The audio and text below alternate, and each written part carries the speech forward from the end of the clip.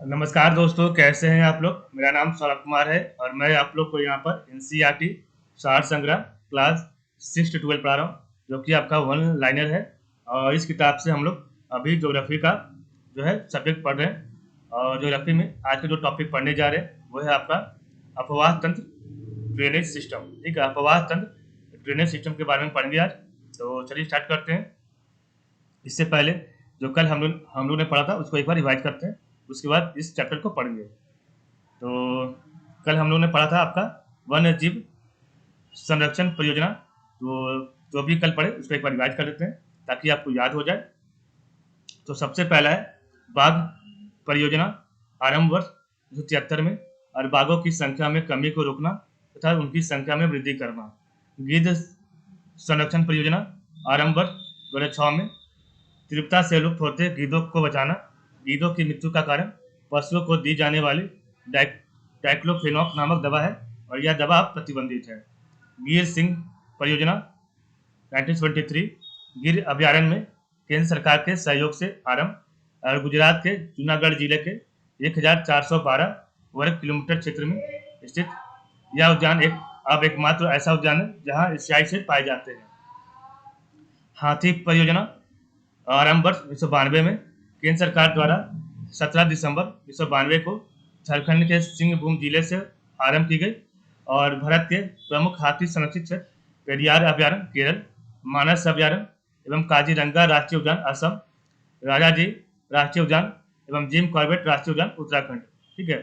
कस्तूरी मृग परियोजना, इसका आरंभ 1970 में कस्तूरी मृग के संरक्षण के लिए IUCN के सहयोग से उत्तराखंड के केदारनाथ अभ्यारण्य में वर्ष 1970 में आरंभ किया गया। और कस्तूरी केवल नर मृग में पाई जाती है और ये मृग हिमाचल प्रदेश की चंबा घाटी से लेकर सिक्किम तक के हिमालयी क्षेत्रों में पाए जाते हैं। लाल पांडा परियोजना, वर्ष 1996 में विश्व प्रकृति निधि के सहयोग से पद्मजा नायडू हिमालयन प्राणी उद्यान से आरंभ हुआ और लाल पांडा सिक्किम, अरुणाचल प्रदेश केट बियर के नाम से प्रसिद्ध है तथा दार्जिलिंग के जंगलों में पाया जाता है। थामिन मृग परियोजना, इसका आरंभ 1977 में हुआ था और थामिन मृग मणिपुर में पाया जाता है और विश्व के दुर्लभ स्तनधारियों में से एक है। कछुआ संरक्षण परियोजना 1925 में ओडिशा के भितरकनिका में पाए जाने वाला ओलिव रिडले कछुआ दक्षिणी अमेरिका कछुआ की प्रजाति है। गैंडा परियोजना 1987 में इसका आरंभ हुआ था और एक सींग वाला गैंडा केवल भारत में पाया जाता है। असम के मानस अभ्यारण्य में वह काजीरंगा उद्यान तथा पश्चिम बंगाल का जल्दापारा अभ्यारण्य गैंडों की मुख्य शरण स्थली है। घड़ियाल प्रजनन परियोजना 1975, भारत सरकार ने संयुक्त राष्ट्र विकास कार्यक्रम की सहायता से वर्ष 1975 से उड़ीसा से यह योजना आरंभ की और इसी योजना का विस्तार कुकरैल, लखनऊ उत्तर प्रदेश, राजस्थान, मध्य प्रदेश, महाराष्ट्र, अंडमान, असम, बिहार व नागालैंड में भी किया है। प्रवाल भित्तियां 60 से 70 मीटर तक गहरे स्वच्छ या कम लवणीय जल में 20 डिग्री सेल्सियस से 21 डिग्री सेल्सियस तापमान वाले क्षेत्रों में पाई जाती है।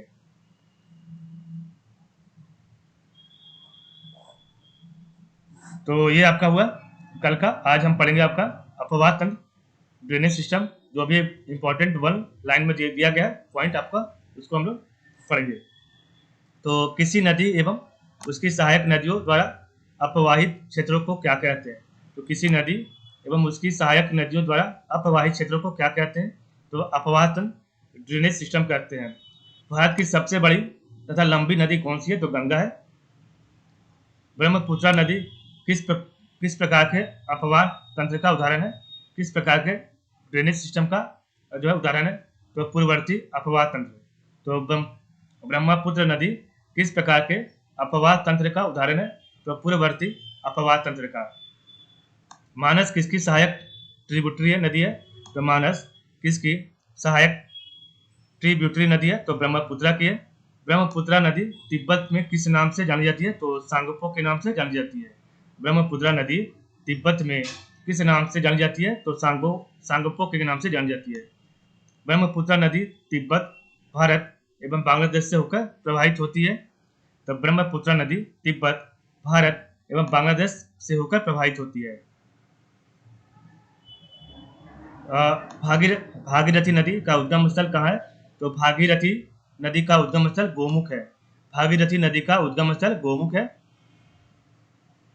लेह सिंधु नदी के किस तट पर अवस्थित है? लेह सिंधु नदी के किस तट पर अवस्थित है?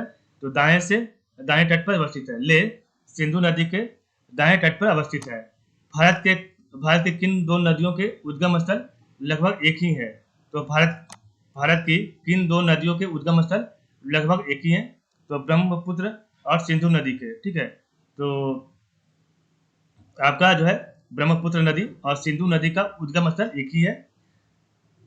बांग्लादेश में गंगा नदी को किस नाम से जाना जाता है? तो बांग्लादेश में गंगा नदी को किस नाम से जाना जाता है? तो पद्मा नाम से।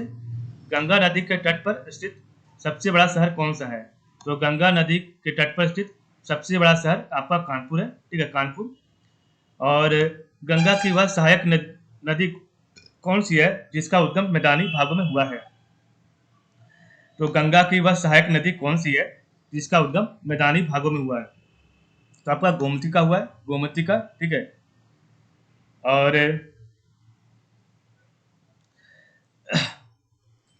एक बार हम फिर से पढ़ते हैं। तो किसी नदी एवं उसकी सहायक नदियों द्वारा अपवाहित क्षेत्र को क्या कहते हैं? तो उसको अपवाह तंत्र, ड्रेनेज सिस्टम कहते हैं। ठीक है, ड्रेनेज सिस्टम कहते हैं। भारत की सबसे बड़ी एवं सबसे लंबी नदी कौन सी है? तो आपका गंगा है। ब्रह्मपुत्र नदी किस प्रकार के अपवाह तंत्र का उदाहरण है? तो पूर्ववर्ती अपवाह तंत्र का उदाहरण है। मानस किसकी सहायक ट्रिब्यूटरी नदी है? तो मानस किसकी सहायक नदी है? तो ब्रह्मपुत्रा की है। ब्रह्मपुत्रा नदी तिब्बत में किस नाम से जानी जाती है? तो सांगपो। तो ब्रह्मपुत्र नदी जो कि इंडिया में आपका बहता है, उसका तिब्बत में नाम आपका सांगपो हो जाता है, सांगपो। ठीक है, ब्रह्मपुत्र नदी तिब्बत, भारत एवं बांग्लादेश से होकर प्रवाहित होती है। भागीरथी नदी का उद्गम स्थल गोमुख है। लेह सिंधु नदी के किस तट पर अवस्थित है? लेह जो आपका है, लेह लद्दाख सिंधु नदी के किस तट पर अवस्थित है? तो दाएं तट पर अवस्थित है। ठीक है, दाएं तट पर। सपोज ऐसे बह रहा होगा पानी, तो इस तट पर आपका लेह आपका है। भारत की किन दो नदियों के उद्गम स्थल लगभग एक ही हैं? तो ब्रह्मपुत्रा और सिंधु। बांग्लादेश में गंगा नदी को किस नाम से जाना जाता है? तो पद्मा नाम से। गंगा नदी के तट पर स्थित सबसे बड़ा शहर कौन सा है? तो कानपुर है। गंगा की वह सहायक नदी कौन सी है जिसका उद्गम मैदानी भागों में हुआ है? तो गोमती है। ये यहाँ पर देखिए एक मैप दिया गया जो कि भारत प्रमुख नदियों एवं बांध के बारे में यहाँ पर बताया गया कौन सा नदी आपका कहाँ है। ठीक है, तो एक बार हम इसको देखेंगे। इससे पहले एक जो आपका यहाँ पर दिया गया है इंपॉर्टेंट लाइन, उसको पढ़ लेते हैं। तो गोदावरी नदी को दक्षिण भारत की गंगा, गोदावरी नदी को दक्षिण भारत की Ganga, Ganga of south India या वृद्ध गंगा के नाम से भी जाना जाता है। तो जो आपका गोदावरी नदी जो आपका साउथ इंडिया में बहता है, आपका आंध्र प्रदेश, कर्नाटक और तेलंगाना के साइड में, उसको जो है गंगा ऑफ साउथ इंडिया कहते हैं गोदावरी नदी को, और इसको वृद्ध गंगा भी कहते हैं। तो गोदावरी नदी का दो नाम है, एक आपका है गंगा ऑफ साउथ इंडिया या फिर वृद्ध गंगा। ठीक है, बूढ़ी गंगा। ठीक है, नेक्स्ट आपका है यहाँ पर हम पढ़ते हैं अगला लाइन। तो जो मैप दिया गया उसको हम बाद में पढ़ेंगे। तो सिंधु, ब्रह्मपुत्रा एवं सतलज नदियों का उद्गम स्थल कहाँ है? तो सिंधु, ब्रह्मपुत्रा एवं सतलज नदियों का उद्गम स्थल कहाँ है? तो आपका तिब्बत में है। ठीक है, तो सिंधु, ब्रह्मपुत्रा एवं सतलज नदियों का उद्गम स्थल तिब्बत है। केदारनाथ से रुद्रप्रयाग के मध्य कौन सी नदी प्रवाहित होती है? तो केदारनाथ से रुद्रप्रयाग के मध्य कौन सी नदी प्रवाहित होती है? तो मंदाकिनी होती है, मंदाकिनी होती है। ठीक है,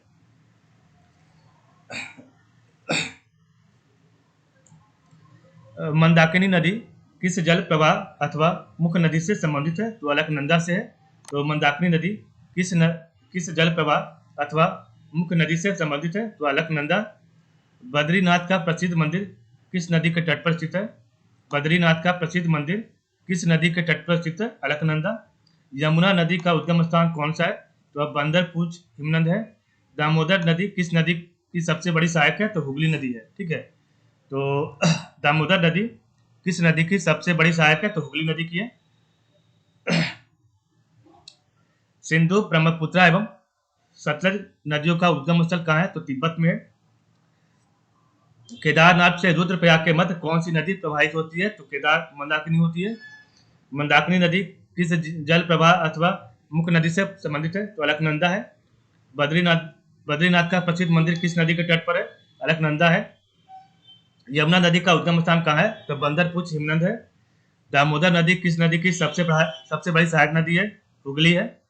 हिमाचल प्रदेश से कौन सी प्रमुख नदियां प्रवाहित होती है? तो चेनाब, रावी और सतलज है। सबसे अधिक मार्ग परिवर्तन करने वाली नदी कौन सी है? तो कोसी नदी है। दामोदर नदी छोटा नागपुर पठार के पलामू जिले से निकलती है। दामोदर नदी जो है छोटा नागपुर पठार के पलामू जिले जो कि झारखंड से निकलती है। पूर्व की ओर बहने वाली भारत की नदियों में से किस एक में निम्नावलन डॉन रैपिंग के कारण विभ्रंश घाटी रिफ्ट वैली का निर्माण हुआ है? तो दामोदर घाटी का। तो पूर्व की ओर बहने वाली भारत की नदियों में से किस एक में डॉन वैरपिंग निम्नावलन के कारण विभ्रंश घाटी रिफ्ट वैली का निर्माण हुआ है? तो दामोदर नदी। उत्तर प्रदेश एवं मध्य प्रदेश राज्यों में संयुक्त राज्य नदी घाटी परियोजना किस नदी पर निर्मित की गई है? तो उत्तर प्रदेश एवं मध्य प्रदेश राज्यों में संयुक्त राज्य नदी घाटी परियोजना किस नदी पर निर्मित की गई है? तो बेतवा नदी पर। तो आपका यहाँ पर था सिंधु, ब्रह्मपुत्र एवं सतलज नदियों का उद्गम स्थल कहाँ है? तो तिब्बत है। सिंधु, ब्रह्मपुत्र और सतलज इसका उद्गम स्थल तिब्बत है। ठीक है, ध्यान दीजिएगा, सिंधु का, ब्रह्मपुत्र का और सतलज का।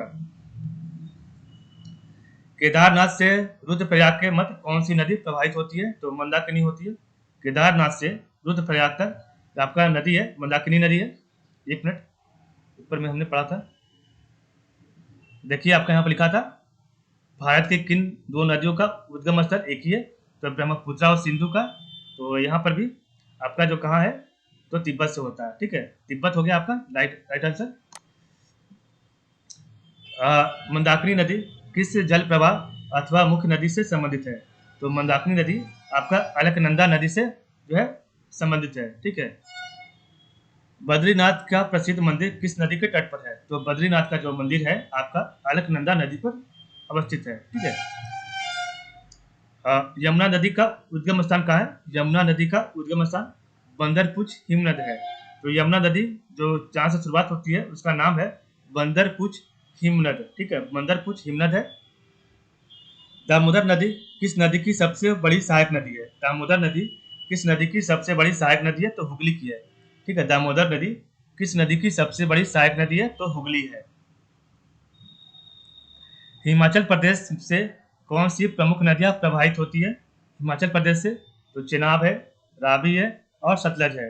हिमाचल प्रदेश से आपका जो नदी निकलता है वो चेनाब है, रावी है और सतलज है। ठीक है, चेनाब, रावी, सतलज।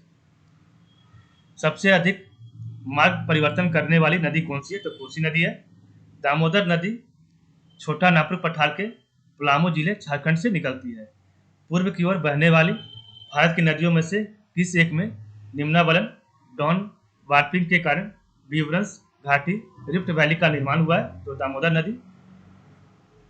उत्तर प्रदेश एवं मध्य प्रदेश राज्यों में संयुक्त राजघाट नदी घाटी परियोजना किस नदी पर निर्मित की गई है? तो आपका बेतवा नदी पर। ठीक है, तो उत्तर प्रदेश एवं मध्य प्रदेश राज्यों में संयुक्त राजघाट नदी घाटी परियोजना आपका जो है बेतवा नदी पर जो है इस्टेब्लिश किया गया है। ठीक है, अब हम जो है शुरू से आप रिवाइज करेंगे, उसके बाद इस वीडियो को समाप्त करेंगे और जो आपका मैथ दिएगा उसको हम लोग कल पढ़ेंगे ताकि आपको आराम से जो है याद हो जाए। तो सबसे पहला हम इस चैप्टर में पार्ट 1 में जो पढ़ रहे थे आपका ड्रेनेज सिस्टम में, तो लाइन यहाँ पर है, किस नदी एवं उसकी सहायक नदियों द्वारा अप्रवाहित क्षेत्रों किसी नदी को एवं उसकी सहायक नदियों द्वारा अप्रवाहित क्षेत्र को क्या कहते हैं? तो अप्रवाह तंत्र ड्रेनेज सिस्टम कहते हैं। भारत की सबसे बड़ी तथा लंबी नदी कौन सी है? तो गंगा है। ब्रह्मपुत्र नदी किस प्रकार के अप्रवाह तंत्र का उदाहरण है? तो पूर्ववर्ती अप्रवाह तंत्र का। मानस किसकी सहायक ट्रिब्यूटरी नदी है? तो ब्रह्मपुत्र की है। ब्रह्मपुत्र नदी और ब्रह्मपुत्रा नदी तिब्बत से किस नाम से जानी जाती है? तो सांगपो के नाम से। ब्रह्मपुत्रा नदी तिब्बत, भारत एवं बांग्लादेश से होकर प्रवाहित होती है। और भागीरथी नदी का उद्गम स्थल गोमुख है। लेह सिंधु घाटी के किस तट पर अवस्थित है? लेह आपका दाएं तट पर। भारत के किन दो नदियों के उद्गम स्थल लगभग एक ही है? तो ब्रह्मपुत्रा और सिंधु नदी। बांग्लादेश में गंगा नदी को किस नाम से जाना जाता है? तो पद्मा नाम से। गंगा नदी के तट पर स्थित सबसे बड़ा शहर कौन सा है? तो कानपुर है। गंगा की वह सहायक नदी कौन सी है जिसका उद्गम मैदानी भागों में हुआ? तो गोमती है। गोदावरी नदी की दक्षिण भारत की Ganga, Ganga of south India या वृद्ध गंगा के नाम से भी जाना जाता है। सिंधु, ब्रह्मपुत्रा एवं सतलज नदियों का उद्गम स्थल तिब्बत है। केदारनाथ से रुद्रप्रयाग के मध्य कौन सी नदी प्रवाहित होती है? तो मंदाकिनी नदी होती है। मंदाकिनी नदी किस जल प्रवाह अथवा मुख्य नदी से संबंधित है? तो अलकनंदा है। बद्रीनाथ का प्रसिद्ध मंदिर किस नदी के तट पर स्थित है? अलकनंदा। यमुना नदी का उद्गम स्थल कहाँ है? तो बंदरपुछ हिमनद है। दामोदर नदी किस नदी की सबसे बड़ी सहायक नदी है? तो हुगली की है। हिमाचल प्रदेश से कौन सी प्रमुख नदियां प्रवाहित होती है? तो चेनाब, रावी और सतलज है। सबसे अधिक मार्ग परिवर्तन करने वाली नदी कौन सी है? तो आपका कोसी नदी है। दामोदर नदी घाटी दामोदर नदी छोटा नागपुर पठार के पलामू जिले से निकलती है। पूर्व की ओर बहने वाली भारत की नदियों में से किस एक में निम्नावन डाउन वार्पिंग का कारण विब्रंस घाटी रिफ्ट वैली का निर्माण हुआ है? तो दामोदर नदी। उत्तर प्रदेश एवं मध्य प्रदेश राज्यों में संयुक्त राजघाट नदी घाटी परियोजना किस नदी पर निर्मित की गई है? तो बेतवा नदी पर। तो इस प्रकार हमारा आज का जो चैप्टर है यहीं पर समाप्त होता है। तो आज के लिए बस इतना ही। आप लोगों का बहुत बहुत धन्यवाद।